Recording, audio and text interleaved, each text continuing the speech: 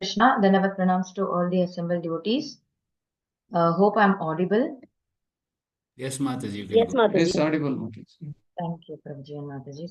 So, I would like to thank all the Japa leads and joining for the Mangalarati behalf of my leader. Om Namo Bhagavate Vasudevaya. Om Namo Bhagavate Vasudevaya. Om Namo Bhagavate Vasudevaya.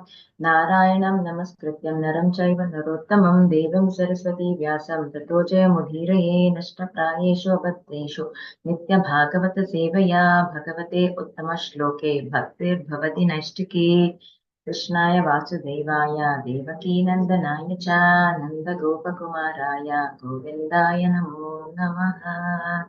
Hare Krishna. I welcome everyone for today's morning Bhagavatam discussion, and I seek blessings of all the Vaishnavas so that I can speak in Parampara as a glorification of the Lord and for my purification of my heart. Today we are discussing Srimad Bhagavatam, Canto 1, 17th chapter, 32 shloka of Kali's punishment and reward. So let us read the shloka. Tvam vartamanam nara deva deheshvanu pravrittoyama dharma bhogam. Tvam vartamanam nara deva deheshvanu pravrittoyam adharma bhogaha. Lobho nrityam charyamanaryam maho. Lobho nrityam charyamanaryamamho. Jeshta cha maya kalahascha dhambah. Jeshta cha maya kalahascha dhambah. Anuvada, 1 minute.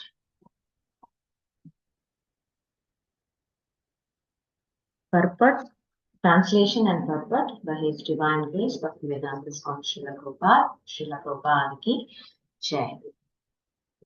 Translation. If the personality of Kali, irreligion, is allowed to act as a man god or an executive head, certainly irreligious principles like greed, falsehood, robbery, incivility, treachery, misfortune, cheating, quarrel, and malignity will abound.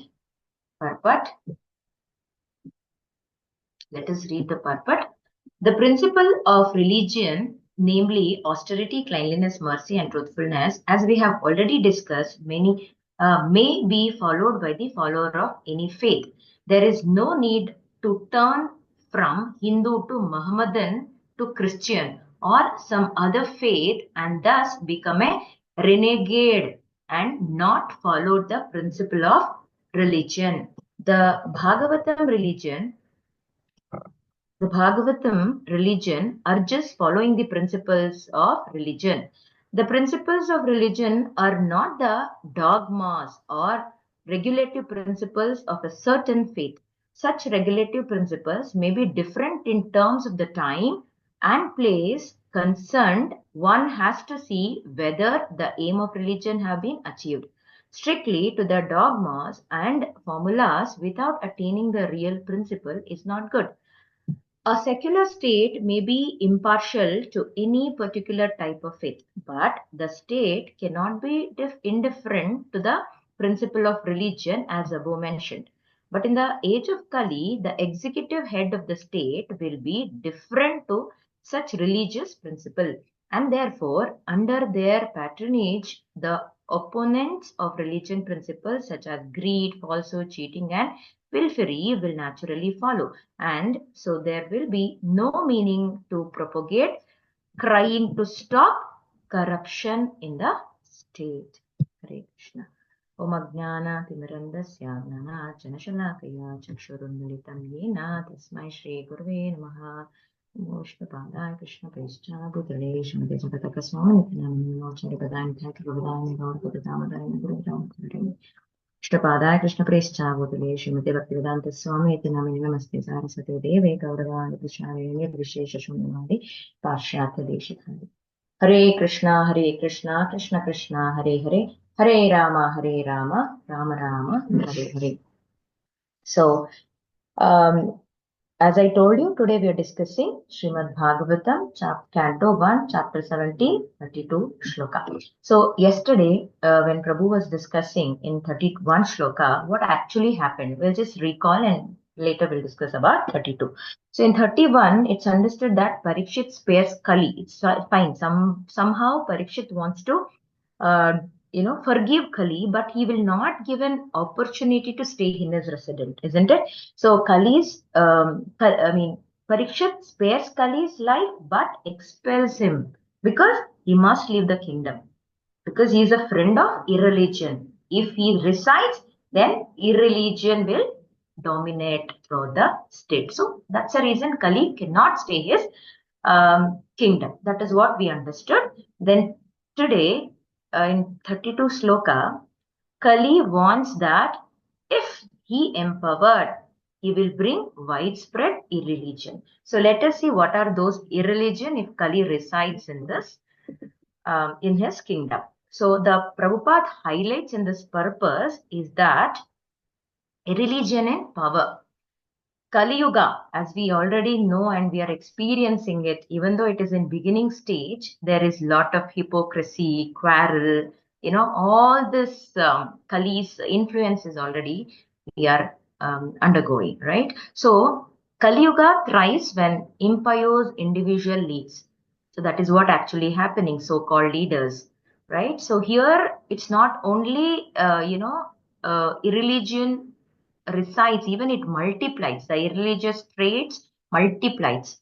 So as we are witnessing corruption, dishonesty, injustice, arrogance, right? So this is spreading like anything everywhere.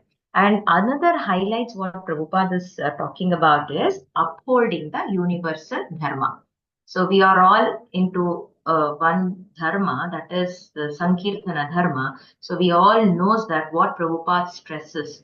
So Prabhupada stresses that religious principles like austerity, cleanliness, mercy, and truthfulness transcends sectarian lines. So that is what we emphasize in ISKCON, that follow four regulative principles, right? So these values are essential for all moral system. So when leadership ignores such principles, then we can see all the societal corruptions. This will become inevitable. And another highlight is that secular governance with a moral backbone. So Prabhupada argues that a secular state may refrain from endorsing any specific faith, so but cannot abandon major principles. So that we will see further. So in the purport, what we read, it's mentioned that Naradev, in the shloka also it is mentioned Naradev. So Naradev is something like, in the common modern terms, we can say administrator, leaders, executive, right? If the see here, what is our present situation? Dharma, who is present there in the form of bull, right? And Parikshit Maharaj, Dharma and Kali. There was the discussion among themselves. So here, the evil is in the form of Kali, right? So, so what is that? Evil forms?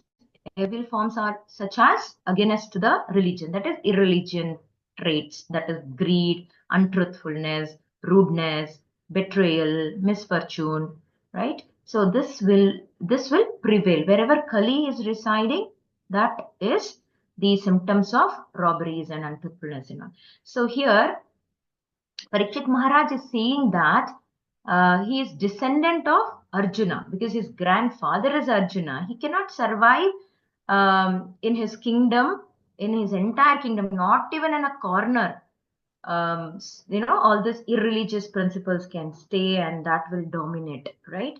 So he is clearly giving a statement to the Kali that there is no chance of living in his resident. So, nowadays these things are common or normal. It's not abnormal. Being irreligious is normal. We say that we are secular, and we do all such. Generally, the people focus on religious but trying to be irreligious. So here, cheating is everywhere. Everybody is cheating one and the other way. And we know that, especially myself, I know how I'm very good in cheating in my guru and doing all sadhanas. Everything is, goes because of the influence of Kali. But because of the association of Vaishnavas following certain austerities, somehow we can uphold certain religious principles by the mercy of Guru and Gauranga. So, come back to here. Whatever Kali is dominant in the society, that state is called as secular state, so-called secular state. So, what do you mean by secular? So, here Prabhupada says, generally secular is treat all the religious equally, isn't it?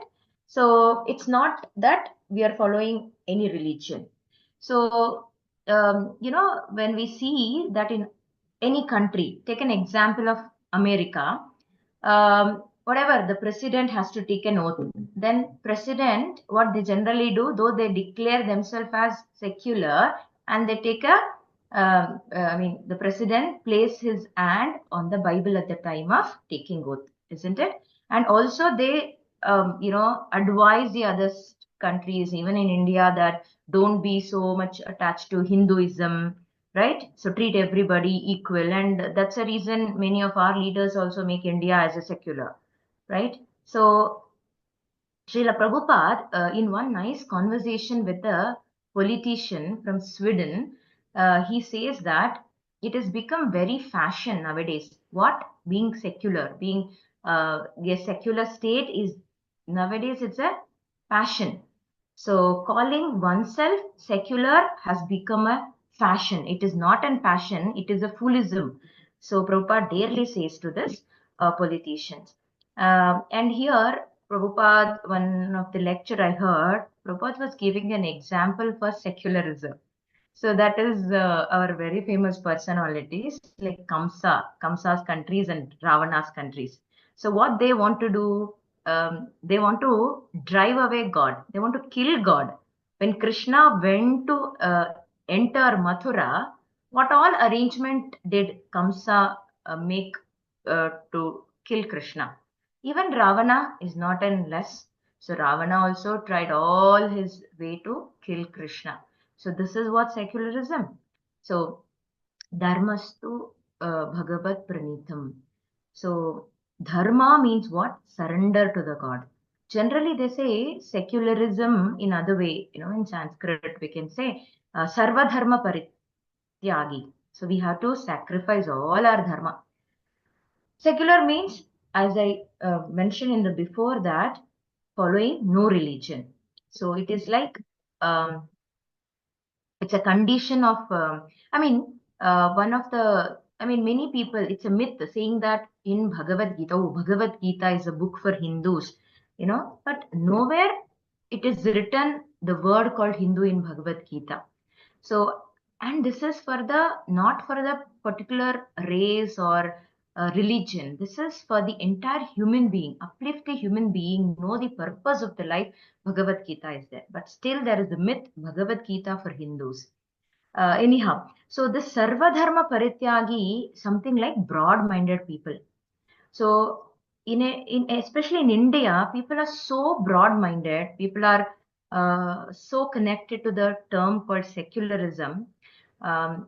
People go to Pushkara for darshan, right? And also there is a lot of dargahs. So there is one dargah called Ajmer Sharif Dargah. So this is Muhammadan Christians Sahib's Dargah. So there, 90% of Hindus visit. This is a situation, this is a fact, currently it's happening. So we also, generally we go there and they offer chadar and they take a darshan and they come back and they happily, proudly says, after taking go to Pushkar, I visited so many dargahs. Even it's a trend to go for, different religious places. But it's fine. But before we go, we need to understand what is the story behind it. So this Muhammadan Christie, he come to India to invade. So he come with Muhammad Gori and he came clearly for jihad, right? So to take over the India's and India's prosperity and all. What he used to do when he was in the power. So this guy, this Muhammad Christie, used to slaughter a cow every day in the temple around Pushkar. And there were many Vishnu temples. They used to go and eat kebabs and other stuff made for this, made for the cow flesh. And not only that, he follows his followers, and he's encouraged them also to kidnap many Rajput queens. And he's not only that, even he was very famous in sending these women to Iran to sell them in the market. These women were sent to Iran from here. So, and they were famous, and he was famous for that. And we people, generally, we go to Pushkara and we visit the other dargahs, we offer chadars there, So, what is this? Are we doing religious activity? So, here Prabhupada mentioned that uh, he even destroyed a lot of Hindus' temple. So still people are not hesitating visiting his um, places, right? So we need to understand what actually we are doing. So that is the reason we must follow one of the dharma. Prabhupada says that Prabhupada says that even in Bhagavad Gita, even in our culture, even in any of our parampara, be it from Vaishnava parampara, Sri parampara, Madhva Gaudiya parampara, so nowhere we say that we are Hindus, right? So some reporters in America asked Prabhupada once, why have you come here? Have you come to our country to make us Hindus? Then Prabhupada says, I have come to make you a good Christian. I'm not going to make you Hindu. Nothing will happen by changing the religion. Whatever religion you are following, follow that religion properly. Do not fool yourself and the word in the form of secularism. This is what Prabhupada propagate in his each and every discussions and interviews. So even in one of the lecture, we heard that one reporter asked Prabhupada, Prabhupada, are you a god? Then Prabhupada says, no, I'm not a god. I'm the servant of the servant of the servant of the Lord. So even as I told, actually what is dharma, what is religion, that is clearly mentioned in Bhagavad Gita. So, and not only in Bhagavad Gita, any of the other legal scriptures, the authorized scriptures, even in Bhagavatam, Chaitanya Charitamrita, which is the we follows, right? But even in any other authentic religion, Krishna says, whatever, um, 1 minute. Hare Krishna. Yes. So whatever the word comes, the religion, Krishna says Chatur Varnyam. So that means Guna Karma Vibhagasha. So Krishna says, I have given Varnashrama Dharma. So if there is any religion, then it is the religion of Varnashrama, Varna and Ashrama.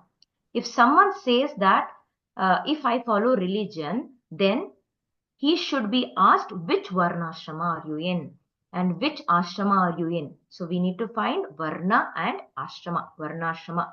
So that is the meaning of Varnashrama. So if I am in Varnashrama or any of the Ashrama, then we have to say I am in Grihastha Ashrama, I am in Vanaprastha. So what does religion says? Your religion says by following the rules of Varnashrama. So we need to, it's not just being in Varna Ashrama, it is being that we are following the rules of Varnashrama.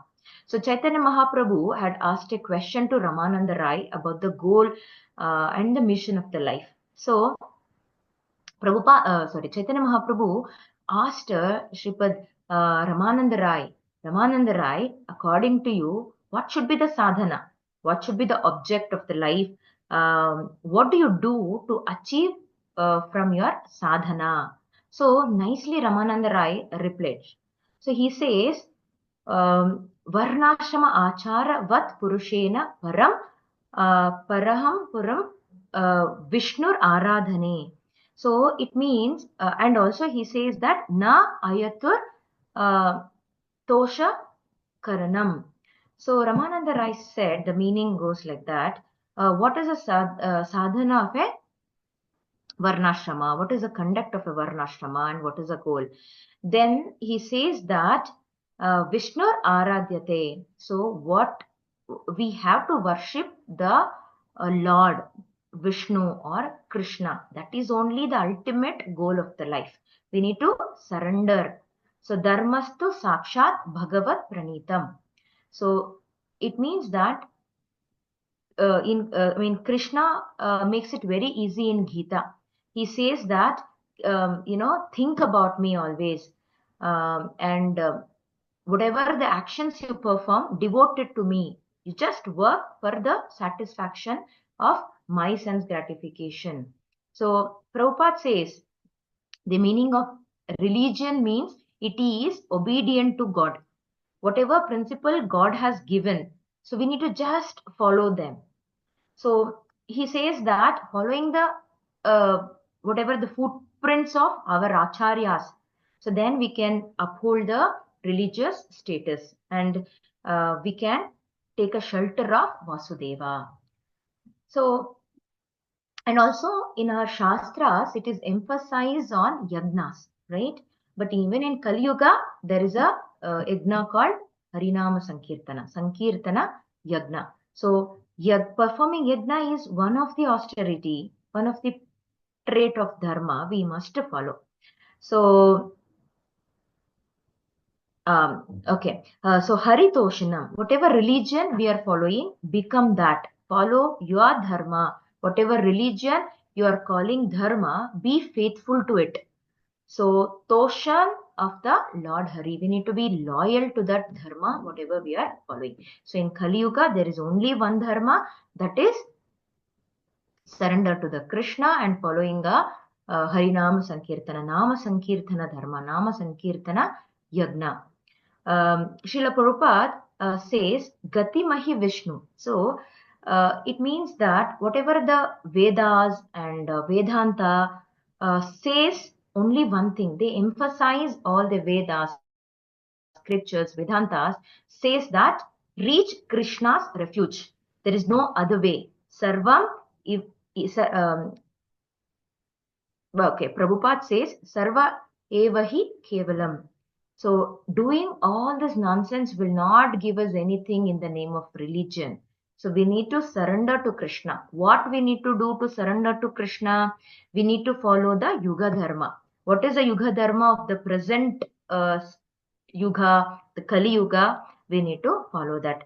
Actually speaking, when we perform yagna, we must perform along with the Shaligram Shila. This is what our protocol of following the yagna. But there is no if there is no Shaligram Shila, and then there is no proper priest to do yagna, then there is no point of such yagna to be performed. Yagna cannot be performed. But in Kali Yuga, Prabhupada has said very easy way to follow the dharma or follow the religious principle, that is have a guru. So authentically, firmly accept a guru and follow four regulative principles, stick on to one parampara and do the Yuga Dharma, Nama Sankirtana. That is why our seniors have made a wonderful arrangement. Every morning at 4:30, we can see a darshan of Lord Shamasundara. Then we can sit along with all the devotees and we can do the Yuga Dharma. This is the best practice. This is the best day to start our day in a particular, early morning Brahma Muhurta. Then Prabhupada is also talking about two types of people. So that generally we know two types of, in the sense, asuras and suras. So what actually suras will do? Sura who follows the rules of the god, and asuras who is engrossed in the pleasure of his senses, who is a devotee of Kali. That's what we can say, right? Even in the Parpat, Parikshit Maharaj is also seeing that, wherever Kali dominates, then all will become asuras. by the mercy of Guru Maharaj, by the mercy of Prabhupada and all the Vaishnavas and Acharyas, we are trying to be asuras because we are following the footstep of our Acharyas, those who have followed the rules of God, right? So here, one thing we need to understand that even in history of India, there have been three Bharatas. In Puranas, we know that. Prabhupada says these three Bharatas are, one is Rishabdev's and another one is Bharatas, the Bharata Maharaj, and the other person is Rishabdev ka son. Then that's why, because of him, the India got a name called Bharat. And son of Maharaj Dushyant. And another one is the brother of the Lord Rama. So what all these, why we need to know all these Bharatas? Because we learn a lesson from them. What happened? Prabhupada gives an example when he said Bharat Maharaj was named after him. Think that he has written this Varnashrama. He had run this Varnashrama. And Dushyanta Maharaja's son, he was also very famous. Even he was, he did not want to come inside the Varnashrama. He was so connected to the Varna and Ashrama. And the brother of Lord Rama. So we should not forget the austerity what he has taken when Rama went to um, Vanavas, right? So the beauty is when Rama returned from Vanavasa, he first what he was, as soon as he entered Ayodhya, he was looking that dharma is followed or not. That is what he was very curious. This is what the lesson we learn from Bharat Maharaj and the lessons of Ramayana. So when Rama come back from Lanka, he was, after winning everything, he did what he see first. He saw that in our Ayodhya, in our kingdom, whether the Varnashrama dharma is followed. So this is what emphasized in this shloka. So, and also there are a lot of things, and with a given little time, it's very difficult. And this purport is also something, not in practical sense. That's what I realized. There are a lot of interactions and lectures given by Prabhupada related to what to say, dharma, religious. But I would like to say at the end what Prabhupada is trying to say, um, that the last thing is, Prabhupada says that one more thing, what is benefit we need to follow. So here, four regulatory principles we must follow, because four regulative principles is followed to the pillars of dharma. If we follow four regulatory principles in practical way, what we come to know, our character will become good. So we will become a person with a good character. So that's the reason Prabhupada emphasized on following the four regulative principles. And the biggest benefit is we can away from Maya. So when we withdraw ourselves from Maya, because we are trying to control our senses and we need to surrender all our senses to Krishna. And austerity, merciful, truthness and cleanliness, all these pillars of dharma is connected to our four regulative principles that help us to create a right character.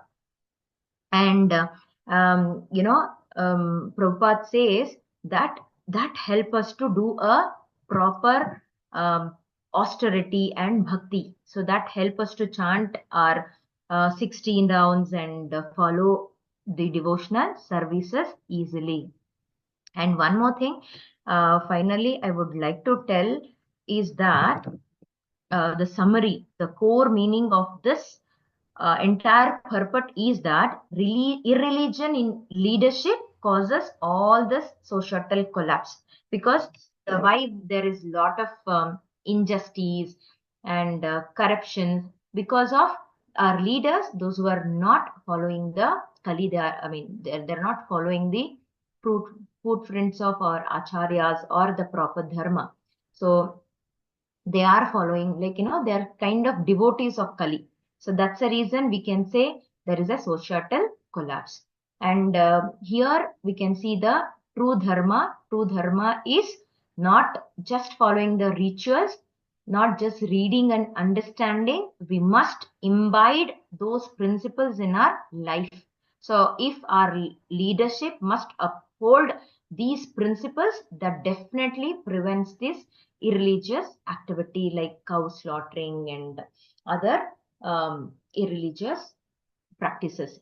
And as we understood, this purport clearly emphasize on the foundation of four regulative principles, what we follow, right? And chanting, purity, and protection. This is what we can learn from the shloka, that when we keep chanting, it purifies and we can easily overcome all the sinful activities. So Harinama Sankirtana. So chanting the holy name of Krishna, so that practice restores the spiritual and moral balances, and it reconnects, rejuvenate our connection with Krishna. So this is a powerful reminder, what we finally take away from this purport. So that is universal dharma. So what is a universal dharma? Following the four regulative principles and connected to our parampara and our system. So by this few points, whatever I have understood with my limited knowledge, I would like to end up this. Hare Krishna, Krishna Krishna, Hare Hare, Hare Rama, Rama Rama, Hare Hare. Hare Krishna, Prabhu. Thank you, Mataji.